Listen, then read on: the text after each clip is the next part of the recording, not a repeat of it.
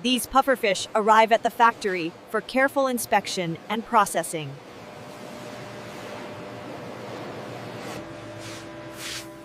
Each fish is thoroughly washed to remove impurities before cutting begins. Only trained and licensed experts are allowed to handle pufferfish. The toxic organs are removed with extreme care to ensure safety. After cleaning, the edible meat is sliced with precision.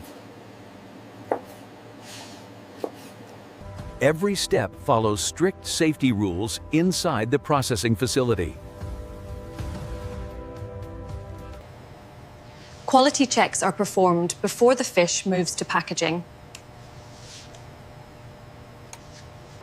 The processed fish is sealed to maintain freshness and hygiene. The final product is stored safely and prepared for delivery.